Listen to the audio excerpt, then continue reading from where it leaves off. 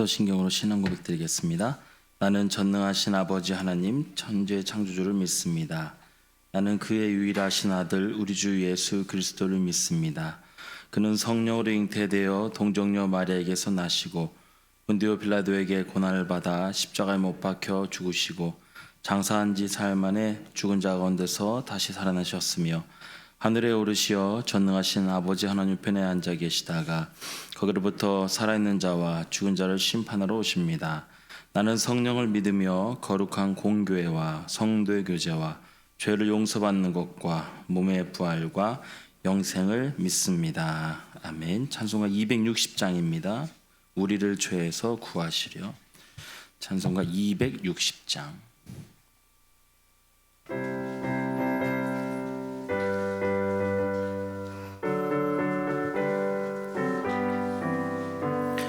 우리를 죄에서 구하시려 주 예수 십자가 지셨으니 기쁘게 부르세 할렐루야. 나 구원 얻었네. 찬송하세 찬송하세 주님 나를 구하셨네. 찬송하세 찬송하세 주가 구원하셨네. 우리를 주께서 구했으니 이전에 행하던 악한 일과 주하고 더러운 모든 죄를 온전히 버렸네.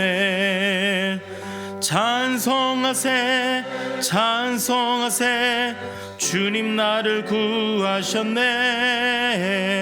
찬송하세 찬송하세 주가 구원하셨네. 나 지금 죄에서 사함받아 거룩한 백성이 되었으니 이 육신 장막을 벗을 때도 겁날 것 없겠네.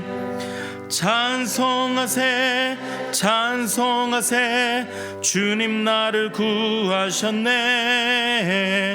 찬송하세 찬송하세 주가 구원하셨네. 우리가 이 세상 떠날 때에 예수의 손목을 굳게 잡고 영원히 즐거운 천국에서 주 함께 살겠네. 찬송하세 찬송하세 주님 나를 구하셨네.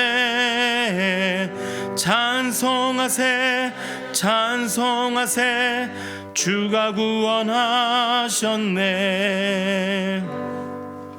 아멘. 하나님의 말씀 히브리서입니다. 히브리서 10장 1절에서 10절까지의 말씀.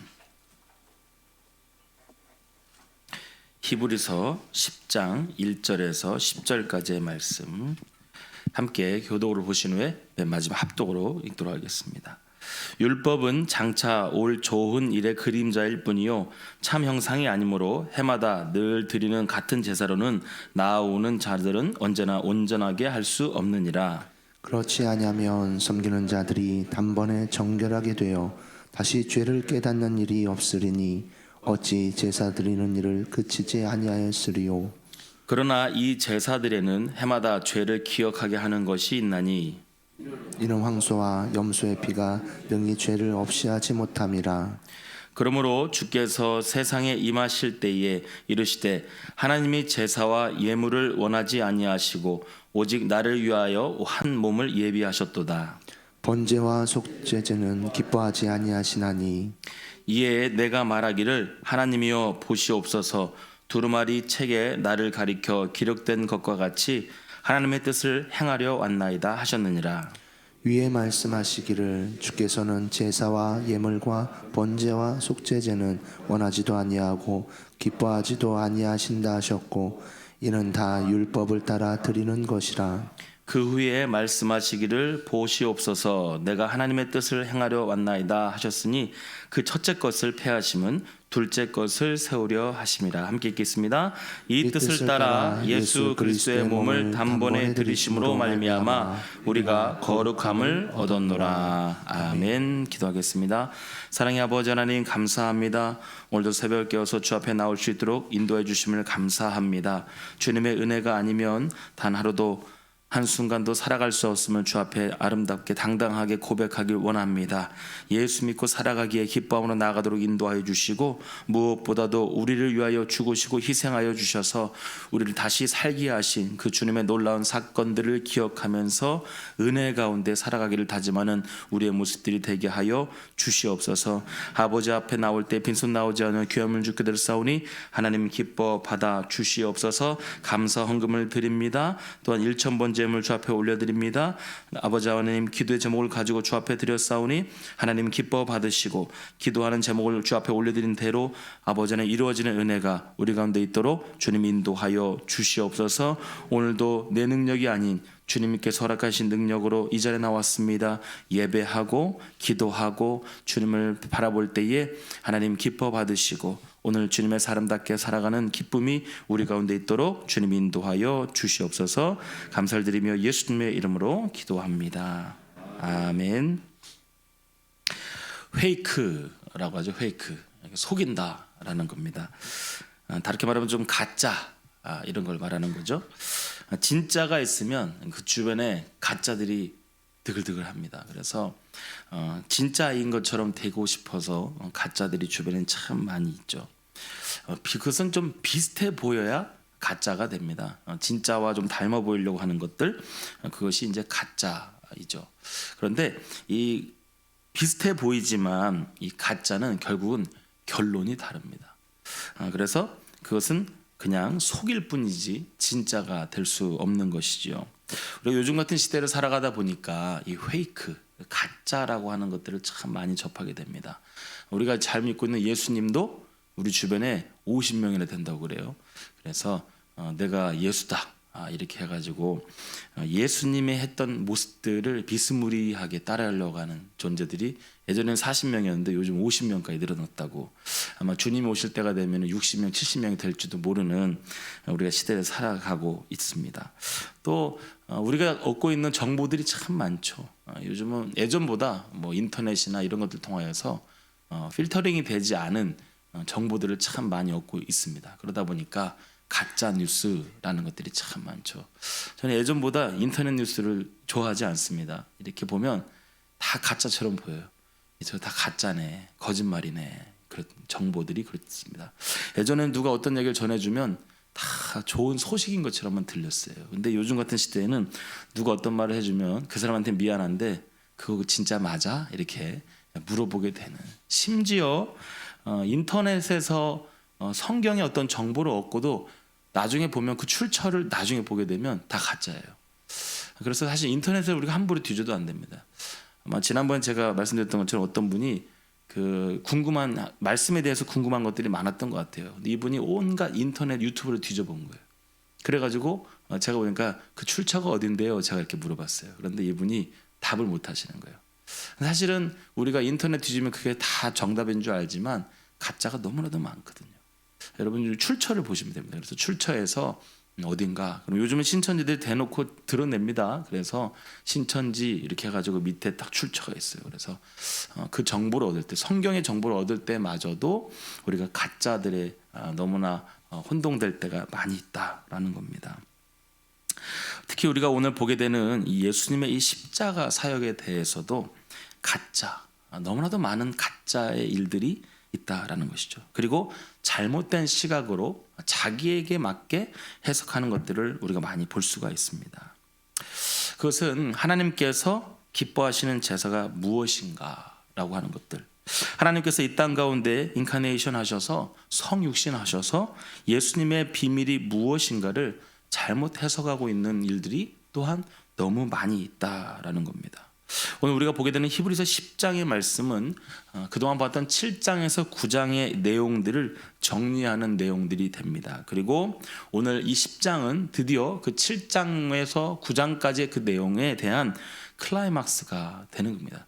그동안 우리가 준비해오고 말씀드렸던 7장과 9장의 말씀, 대제사장을 통하여서 우리가 예배로 나아가야 했던 자들이 이제 어떻게 해요? 본격적인 주님께서 이 땅에 오셔서 우리가 모든 자가 주께로 나아갈 길을 열어주셨다라고 하는 그 부분들을 좀 더 분명하고 명확하게 이야기하고 있는 겁니다. 그래서 10장은 특히 율법과 이 그리스도의 관계를 그림자와 실체로 묘사를 하게 됩니다. 곧 율법은 그림자이고 그리스도는 그 실체가 된다라고 하는 것이죠. 그러니까 율법을 통하여서 우리가 그 말씀들을 알고 예배가 무엇인지 알았다라고 한다면 그 실체가 누구신가? 그것은 그리스도 예수 그리스도이시다라는 것을 우리에게 보여주게 되죠. 좀 더 우리가 생각하게 된다면 예수 그리스도의 이름의 그 모양처럼 우리의 모든 죄를 위하여서 죽으시고 희생하시기 위하여 우리에게 오신 예수 그리스도의 그 이름의 뜻을 우리에게 분명히 그 사역의 일들을 보여주고 있다라는 겁니다. 예수님의 십자가 사역에 의해서 하나님의 백성은 이제 더 이상 율법대로 제사할 필요가 없어졌다라는 것이지요. 본격적으로 이제 1절부터 4절까지의 내용을 우리가 먼저 한번 보기를 원하는데요. 이제 몸으로 완전한 제사를 드리셨다라는 겁니다. 율법은 장차 올 좋은 일의 그림자일 뿐이다. 이게 그림자라고 하면 너무나 좀 이상하게 볼 것이 아니라 우리에게 앞으로 보여주기 위한 그 모습이었다라고 우리가 보면 좋을 것 같습니다. 그리고 늘 드리는 같은 제사는 예배자들을 온전하게 할 수 없다라는 것이죠. 그러니까 그림자를 보지 말고 실체를 보아라라고 이렇게 이야기하는 겁니다. 바로 이것은 우리가 물리적인 행동뿐만 아니라 이 내면의 정신이 더 중요하다 이렇게 말한 겁니다. 그러니까 2절의 말씀처럼 성전 제사가 그림자일 뿐인 이유는 한 번에 끝나지 않고 자꾸 반복되기 때문이다라고 이렇게 이야기를 하는 것이죠. 즉 무엇인가를 우리가 완성했다면 그것을 다시 반복할 필요가 없어야 하는데 완성되지 않고 계속해서 같은 일을 반복하니까 불완전하다라는 겁니다. 오늘 우리가 율법에 규정된 대로 매년 반복된 이 제사들을 죄를 없애지 못하고 오히려 죄를 기억하게 한다. 그래서 그 역시 물리적인 행위이기 때문이 아니라 그 피가 세상의 죄를 대속할 만한 가치를 갖지 않고 있는 가축의 피이기 때문이다. 그래서 3절 4절에서 그렇게 말하는 것이죠. 이것은 좀 쉽게 말하면 복음의 본질을 우리가 다시금 확인을 해야 한다라는 겁니다. 그러니까 우리가 방금 3절과 4절에 본 것처럼 해마다 죄를 기억하게 하는 것이 있나니 이것은 황소와 염소의 피가 있는데 그것이 능히 이 죄를 없애지 못한다라는 겁니다. 그러니까 본질적인 것이 무엇인가를 바라보라는 것이죠. 바로 이것은 하나님의 아들이신 예수님이 우리를 위해 죽임당하신 사건이 실제로 일어났다라는 것을 본질을 우리에게 보여주는 겁니다.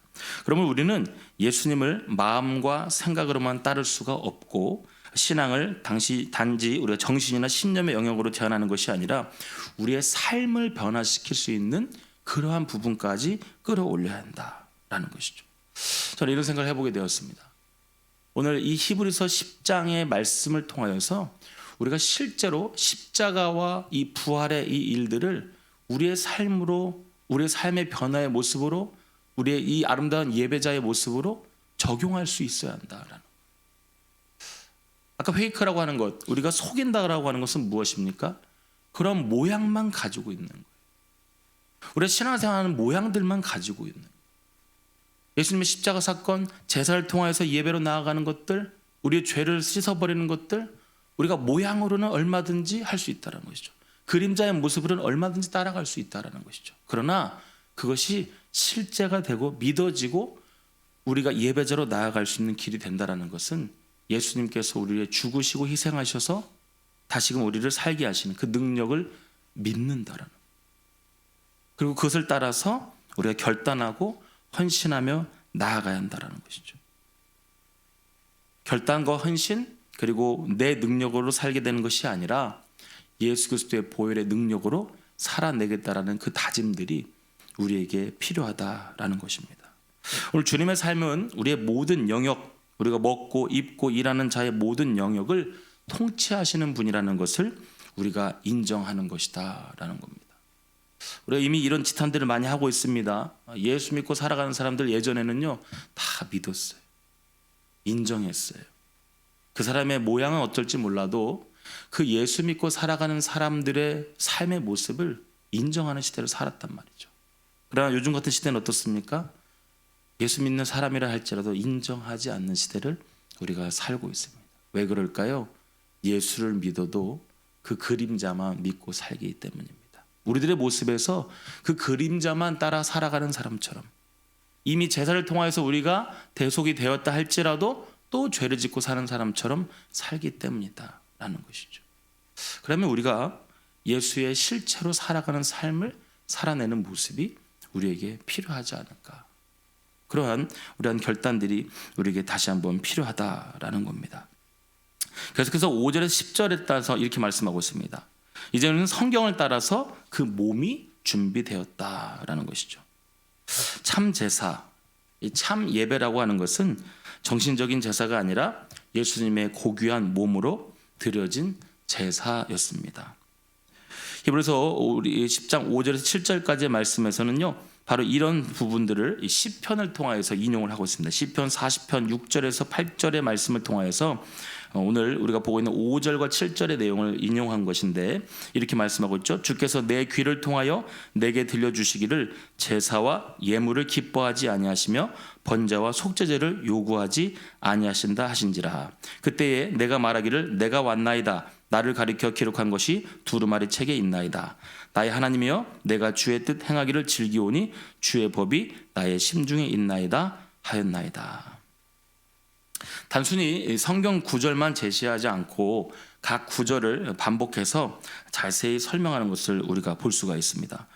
6절과 8절의 말씀을 보면 이렇게 말씀하고 있죠. 하나님은 율법에 기록된 제사와 예물 그리고 번제와 속죄제를 불완전한 것으로 여기시고 기뻐하지 않으신다라는 겁니다. 그러면서 9절에 이렇게 말하고 있습니다. 그래서 예수님은 하나님의 뜻을 이루기 위한 성전 제사를 폐하기 위한 참 제사인 십자가를 준비하셨다라는 겁니다. 그러면서 5절과 10절 이렇게 말하고 있습니다. 특히 히브리서 저자는 하나님이 부르신 한 사람의 몸, 바로 예수 그리스도를 말하고 있죠. 한 사람의 몸을 예배하셨고 그 몸을 단번에 들으심으로 우리가 거룩함을 입었다라는 사실을 강조하고 있는 겁니다. 히브리서 기자가 이렇게 몸을 강조하는 것은 바로 복음을 당시의 헬레니즘 철학과 같은 것으로 오해해서 영은 좋은 것이고 육은 나쁘고 불완전한 것이라고 착각하지 않도록 가르치기 위한 것이었죠. 그래서 우리가 율법에 규정된 제사를 드리지 않는 이유는 가장 고귀한 제물로 제사가 드려졌기 때문에 더 이상 피로 제사를 드릴 필요가 없다라는 것을 우리에게 말씀하고 있습니다.